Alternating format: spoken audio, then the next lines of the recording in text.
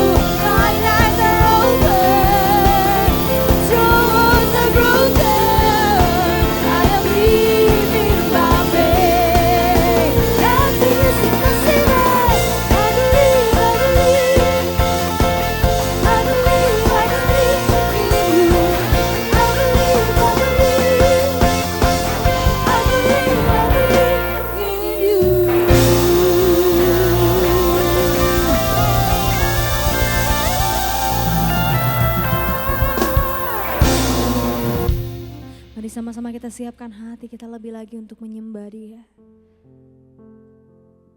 Thank you Lord Jesus.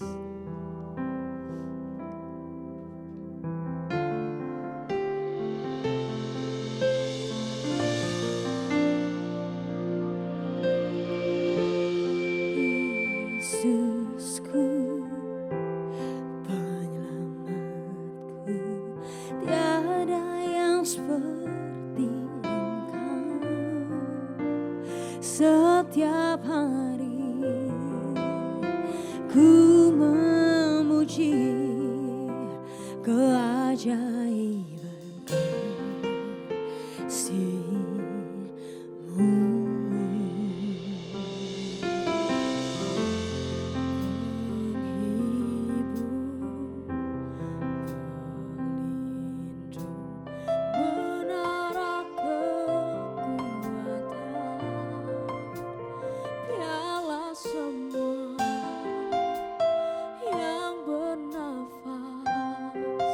Tak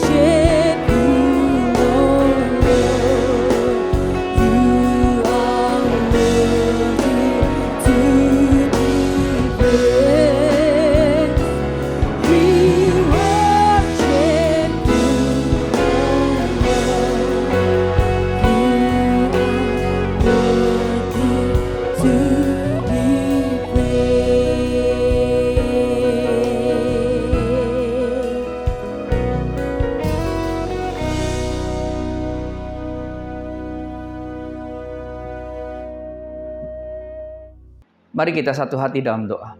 Bapa yang baik, terima kasih buat kasih setia, buat kebaikan Tuhan dalam kehidupan kami.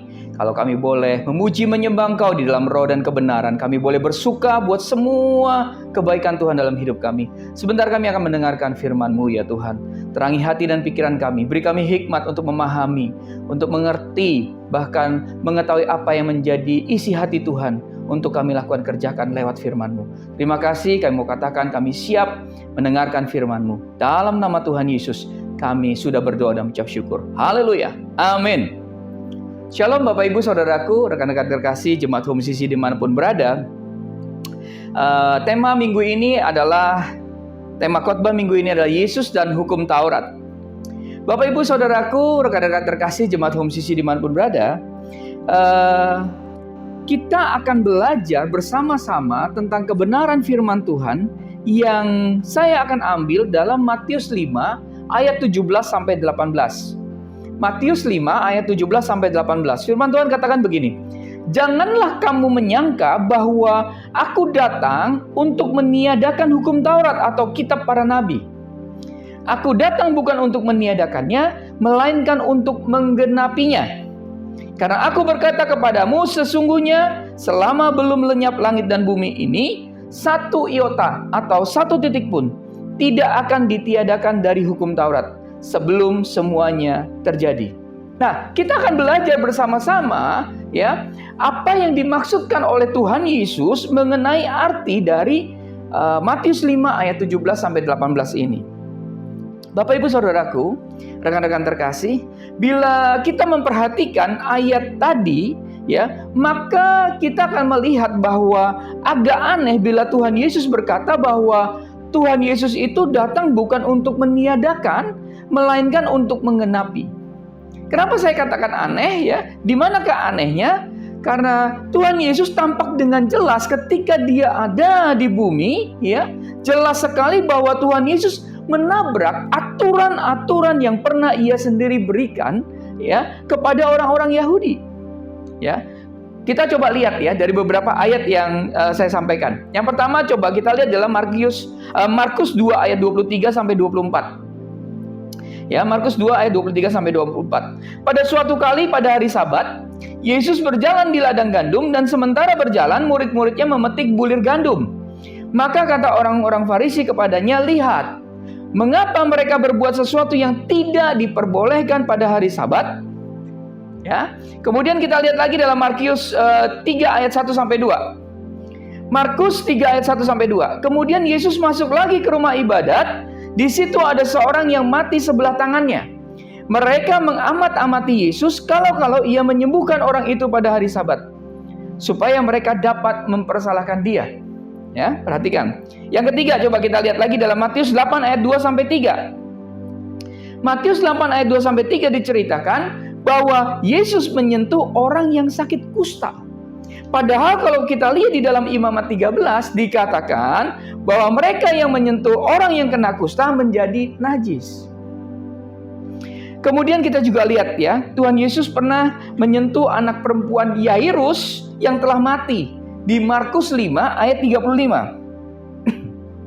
Padahal ya, menyentuh mayat itu adalah hal yang membuat seseorang menjadi najis.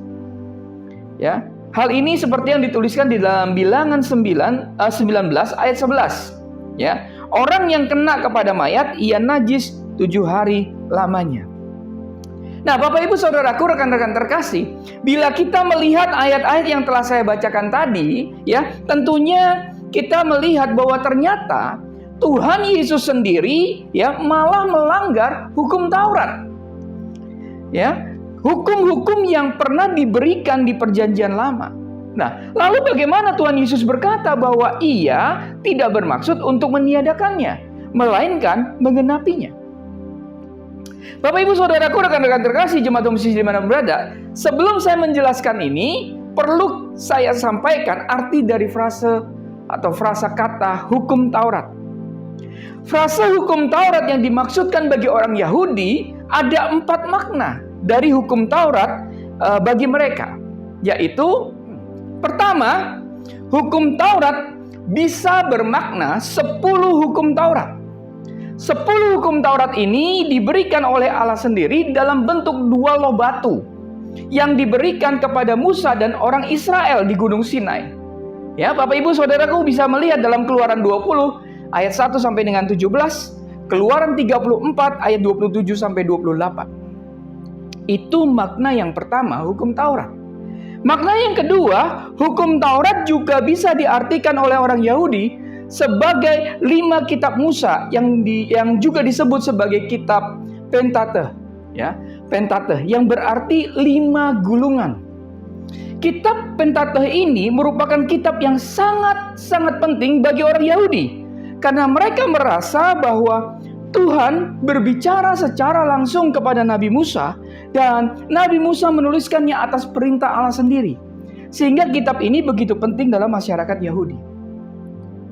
Yang ketiga, hukum Taurat dan kitab para nabi yang dimaksudkan oleh perkataan Tuhan Yesus pada Matius 5 ayat 17 adalah seluruh kitab Pentateuch dan juga kitab-kitab para nabi yang kita kenal dengan nama Perjanjian Lama. Itu yang ketiga. Yang keempat, orang Yahudi juga memberikan nama hukum Taurat pada peraturan hukum yang dijabarkan dari hukum-hukum pada kitab-kitab yang ada. Para ahli Taurat menjabarkan, ya, kemudian menjabarkan peraturan dan ketentuan semua hukum yang ada dan kemudian dijalankan, ya, oleh orang-orang yang disebut sebagai orang Farisi, Bapak Ibu Saudaraku. Hukum-hukum ini yang kemudian dikenal dengan nama Mishnah yang berisi 63 bab. Dan ketika diterjemahkan ke dalam bahasa Inggris, ya, berjumlah 800 halaman. Orang-orang Yahudi kemudian menyibukkan diri dengan menafsirkan kitab Mishnah ini, ya, dan kitab tafsiran ini kemudian dikenal dengan nama Talmud. Ya. Jadi Bapak Ibu Saudaraku, demikianlah ada 4 arti dari hukum Taurat yang dimaksudkan oleh orang Yahudi.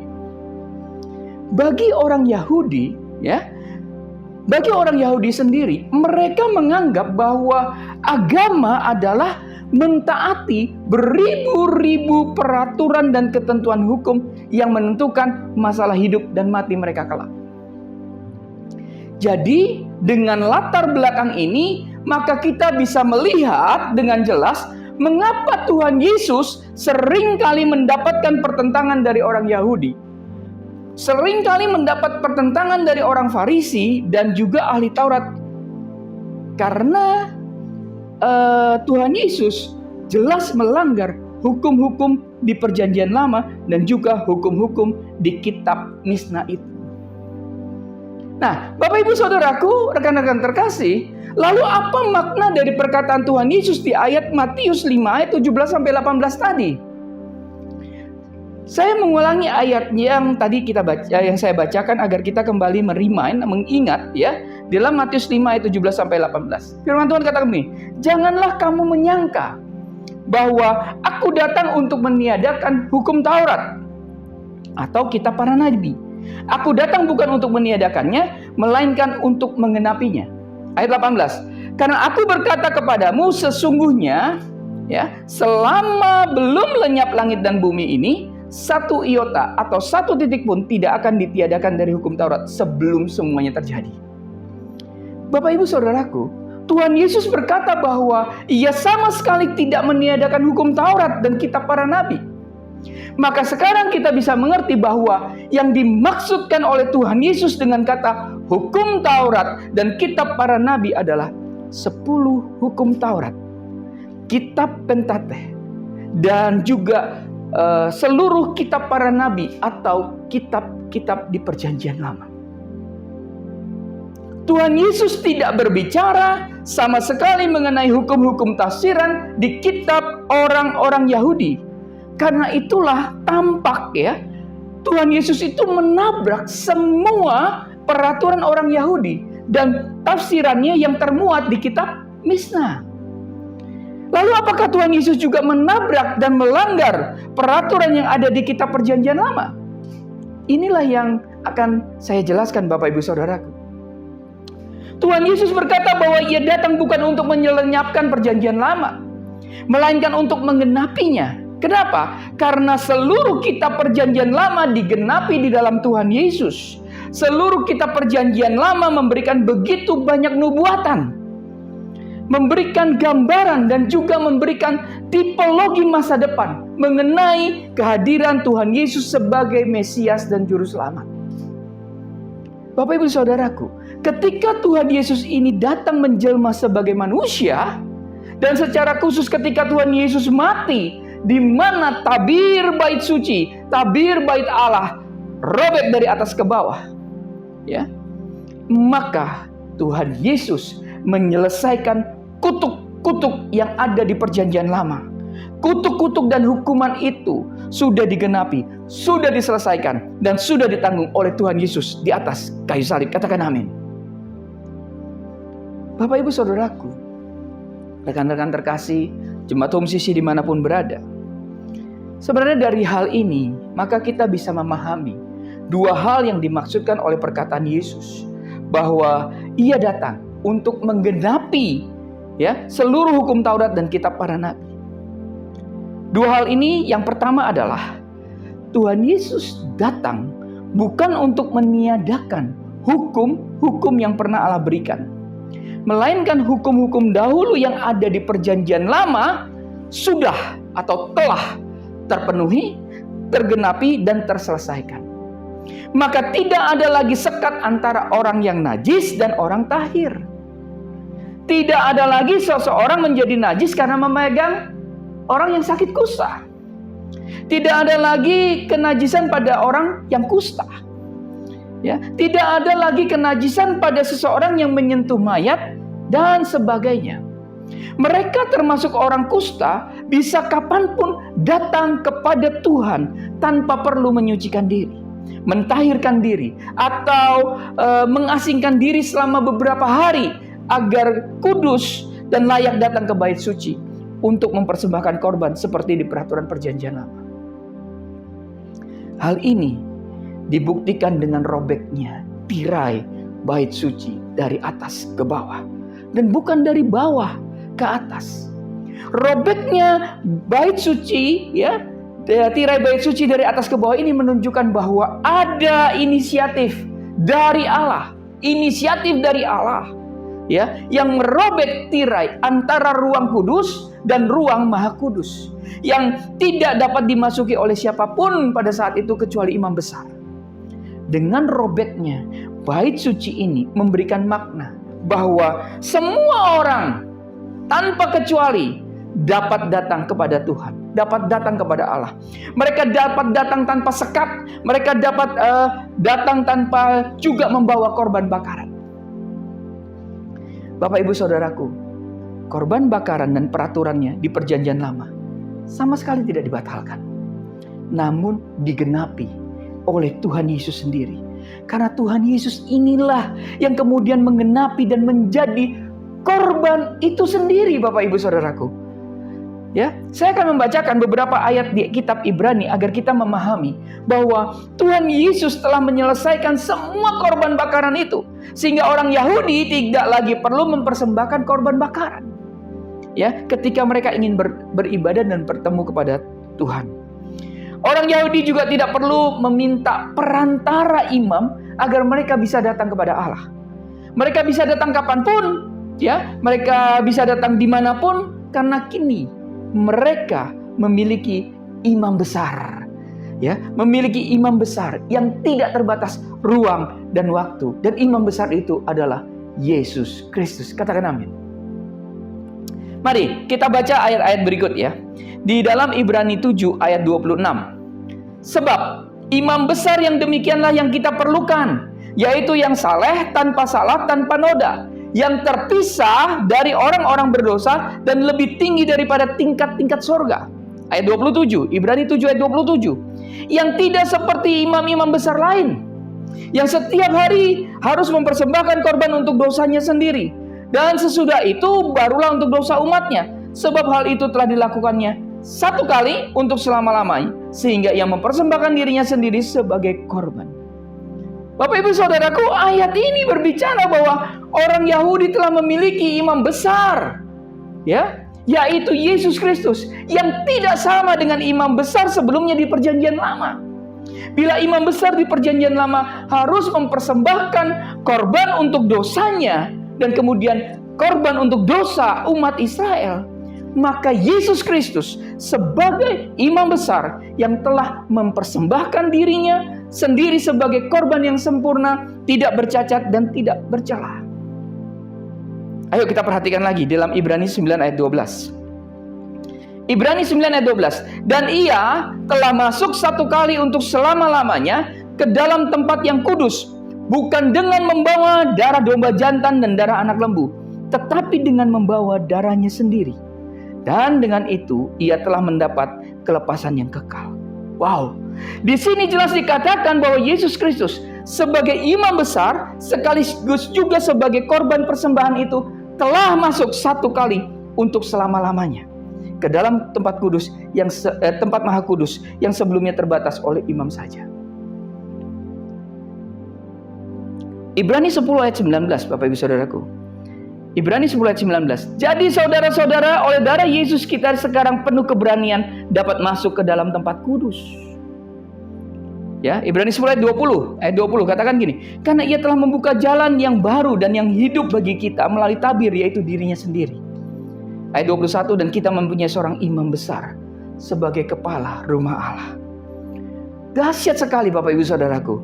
Dari ayat-ayat ini kita dapat mendapatkan sebuah pengertian bahwa karena darah Yesus dan korban dari Yesus Kristus inilah semua orang yang percaya kepada Yesus dapat masuk juga ke dalam tempat kudus. Katakan amin. Dan karena Yesus Kristus telah membuka jalan yang baru yang tidak lagi perlu melalui korban-korban binatang. Kenapa? Karena melalui jalan dirinya sendiri yang dipersembahkan kepada Allah. Jalan yang baru ini membuat tabir bait suci terbelah dari atas ke bawah dan digantikan dengan dirinya. Diri Yesus Kristus sebagai tabir yang baru. Oh, luar biasa. Karena itulah maka seluruh hukum, seluruh peraturan dan tata cara ibadah di perjanjian lama telah digenapi di dalam siapa? Di dalam Yesus Kristus. Sehingga kita tidak perlu melakukan tata cara seperti di perjanjian lama. Jadi kedatangan Tuhan Yesus Kristus merupakan puncak penggenapan, ya, dan penyelesaian masa perjanjian lama. Dan perjanjian lama, ya, dan perjanjian lama sama sekali tidak dihapuskan dan dibatalkan. Karena apa? Karena perjanjian lama adalah sebuah perjalanan orang Yahudi, ya, dalam mencari Allah di masa itu. Dan perjanjian lama juga membuat kita mengerti bahwa Tuhan Yesus pada akhirnya sebagai penggenapannya. Tanpa perjanjian lama kita tidak mengerti mengapa Yesus harus mati dan menanggung kutuk hukum Taurat. Inilah arti dari firman yang dimaksudkan oleh Tuhan Yesus di dalam Matius 5 ayat 17-18. Bahwa Yesus datang bukan untuk meniadakan hukum Taurat atau kitab para nabi, melainkan untuk menggenapinya. Jadi, semua hukum yang ada di perjanjian lama tidak ada yang hilang, satu huruf pun atau satu iota pun, melainkan semuanya digenapi di dalam diri Tuhan Yesus Kristus saja. Luar biasa. Yang kedua yang kita bisa pelajari, ya, dari perkataan Tuhan Yesus bahwa Ia adalah penggenapan hukum Taurat dan kitab para nabi, maka kita bisa mengetahui bahwa semua hukum Taurat dan kitab para nabi berbicara mengenai Yesus Kristus yang akan datang. Dan ketika Tuhan Yesus, ketika Tuhan Yesus datang sebagai wujud manusia dan sebagai korban, maka seluruh hukum Taurat dan kitab para nabi telah tergenapi. Dari hal ini Bapak Ibu, Saudaraku, kita bisa mengetahui bahwa ternyata ada beberapa hal yang salah dalam menafsirkan beberapa bagian dari Perjanjian Lama. Seperti misalnya adalah kitab Daniel. Ya. Banyak yang menafsirkan bahwa kitab Daniel adalah kitab yang berbicara mengenai akhir zaman kelak. Bapak Ibu Saudaraku, bila benar bahwa kitab Daniel berbicara mengenai akhir zaman, maka ini artinya kitab Perjanjian Lama belum tergenapi seluruhnya. Padahal Tuhan Yesus berkata bahwa dengan kedatangannya, maka Ia menggenapi hukum Taurat dan semua kitab di Perjanjian Lama. Maka dari itu, Bapak Ibu Saudaraku, rekan-rekan terkasih, jemaat Home Sisi dimanapun berada, kita harus lebih jeli. Kita harus lebih teliti dalam mempelajari firman Tuhan. Supaya apa? Supaya kita bisa mendapatkan gambaran yang utuh dan juga gambaran yang benar. Amin. Bapak Ibu Saudaraku, rekan-rekan terkasih, jadi kini kita sudah mengerti ya bahwa maksud kedatangan Yesus ke dunia sekitar 2000 tahun yang lalu adalah untuk menyelesaikan semua hukum-hukum Perjanjian Lama yang tidak dapat dipenuhi secara sempurna oleh orang-orang Yahudi. Dengan pengorbanan Yesus sebagai anak domba Allah yang sempurna itu, membuat kita dapat datang kepada Allah tanpa perlu perantara imam besar lagi. Karena kita telah memiliki imam besar yang sempurna, yaitu Yesus Kristus. Katakan amin. Nah, kita juga perlu ketahui bahwa Perjanjian Lama tetap kita perlukan. Jadi Perjanjian Lama tidak boleh diabaikan, Bapak Ibu Saudaraku. Perjanjian Lama kita tetap perlukan, kita butuhkan dan pelajari. Kenapa? Karena dengan mengetahui Perjanjian Lama, maka kita mengerti betapa seluruh peraturan, hukum, dan kutuk-kutuk itu telah digenapi dan ditanggung oleh Tuhan Yesus Kristus di atas kayu salib. Kita tidak perlu lagi terbelenggu oleh hukum dan peraturan di Perjanjian Lama. Ya. Karena perjanjian kita sekarang ada di mana? Ada di dalam Kristus Yesus, Bapak Ibu Saudaraku. Sebagai perantara sempurna antara kita dengan Allah. Tuhan Yesus tidak menabrak dan melanggar aturan yang ada di Perjanjian Lama karena Tuhan Yesus menggenapi dan menyempurnakannya. Orang yang dulunya najis dan tidak bisa mendekat kepada Allah, kini tidak ada stigma sebagai orang najis. Katakan amin. Kini tidak ada, mereka bisa datang kapanpun kepada Allah yang hidup, yang tidak terbatas ruang dan waktu. Bapak Ibu Saudaraku, maka kita patut untuk terus mengucap syukur dan mengingat akan pengorbanan Tuhan Yesus di atas kayu salib yang telah menggenapi seluruh hukum dan menanggung kutukan. Karena itu, mari kita terus hidup untuk memberi yang terbaik buat Tuhan dan menjadi berkat buat sesama. Tuhan Yesus memberkati. Bapak yang baik, terima kasih buat firman-Mu yang meneguhkan dan menguatkan kami. Terima kasih kalau kami boleh memahami, boleh mempelajari, boleh mengerti Tuhan Yesus. Bahwa Perjanjian Lama itu tidak kami tinggalkan. Tapi kami perlu memahami, mempelajari bahwa semua di dalam Perjanjian Lama itu mengarah kepada Engkau saja ya Tuhan Yesus Kristus. Engkaulah yang menggenapi seluruh hukum dalam Perjanjian Lama. Engkaulah yang menjadi imam besar bagi kami. Sehingga Tuhan kami saat ini boleh datang kapanpun dan dimanapun untuk bertemu dengan Allah yang hidup melalui Yesus Kristus. Terima kasih buat kebenaran firman Tuhan ini ya Tuhan. Terima kasih. Terima kasih buat kebenaran firman-Mu ya Aba ya Bapa. Karena itu kami hari ini bersemangat Tuhan. Dengan memahami ini kami bersemangat untuk terus mencintai Tuhan. Untuk terus menjadi berkat. Dan terus Tuhan kami mau memberikan yang terbaik buat Engkau. Terima kasih Bapak yang baik. Di dalam nama Tuhan Yesus kami berdoa dan mengucap syukur. Haleluya. Amin.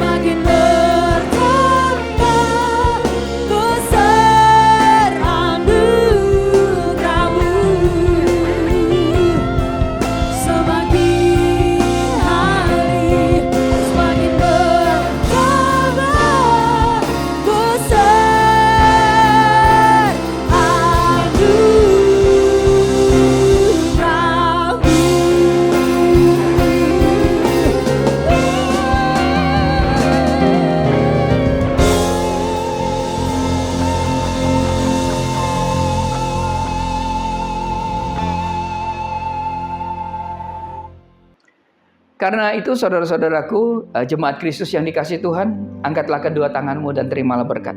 Mari aminkan setiap perkataan berkat yang kita percaya bahwa kita menerimanya. Tuhan memberkati engkau dan melindungi engkau.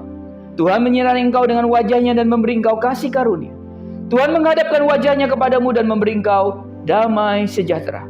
Kiranya kasih dan penyertaan Bapa di surga dan damai sejahtera dari Tuhan Yesus Kristus serta penghiburan dari Roh Kudus terus menyertai kita sampai Maranatha, Tuhan Yesus datang kembali.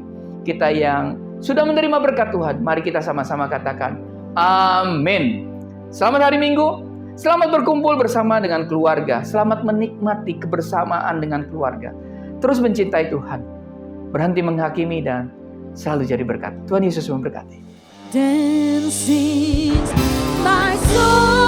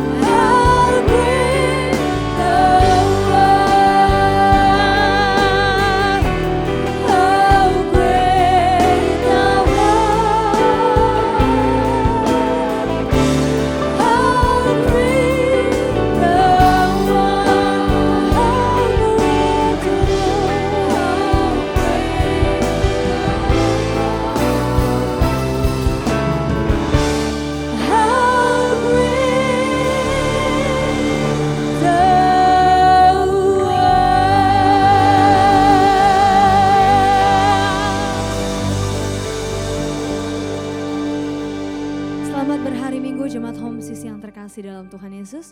Tuhan Yesus memberkati.